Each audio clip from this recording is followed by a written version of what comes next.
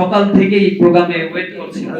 তার বক্তব্য শোনার পরে মনের ভিতরে একটা অন্যরকম একটা অনুভূতি জাগ্রত হলো। তিনি যে কথাগুলো বলতেন, কিছু মানুষের কথা আছে, আল্লাহ রাসূল বলেছেন ইন্না মিনাল বায়ানি লাসিহর, কিছু কিছু বক্তব্যের মধ্যে জাদুর প্রভাব আছে।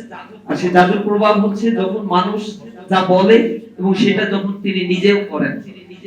আমরা সাংগঠনিক লাইফে দীর্ঘ সময় ধরে তাদেরকে হয়তো পাইনি, কেন্দ্রে দীর্ঘ সময় কাজ করার ফলে তার সাথে কানেকশন, সাহিত্য বিভাগের দায়িত্বে থাকার কারণে তার সাথে যোগাযোগ, এই যোগাযোগের আমি যখন তাকে ফোন দিতাম, তার সাহিত্য সংস্কৃতি বিভাগের দায়িত্ব, জামাতের কেন্দ্রের গবেষণা বিভাগের দায়িত্ব, আবার চিটাগাংয়ের নায়েবে আমির, আবার বিভিন্ন ফোরামগুলো, সাংস্কৃতিক সামাজিক সংগঠনগুলো নার্সিং করছেন। জিজ্ঞাসা করলে বলতো যে আমি এখন চিটাগাংয়ে, কালকে আসবো। এই বয়সে তিনি যে পরিমাণ পরিশ্রম করতেন এবং সংস্কৃতির জগতের জন্য তার যে অবদানগুলো রয়েছে এটা অনস্বীকার্য।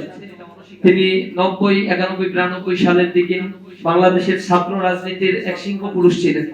তিনি যে প্রতিকূল পরিবেশের মধ্য দিয়ে ছাত্র রাজনীতি নেতৃত্ব দিয়েছিলেন তা এখানে আলোচনা হয়েছে। সব মিলিয়ে একজন সংগঠক, একজন প্রতিতদশা লেখক, একজন জ্ঞানী বুদ্ধিজীবী মানুষ, এই হিসেবেই আমরা আজম ওবায়দুল্লাহ ভাইকে চিনতাম।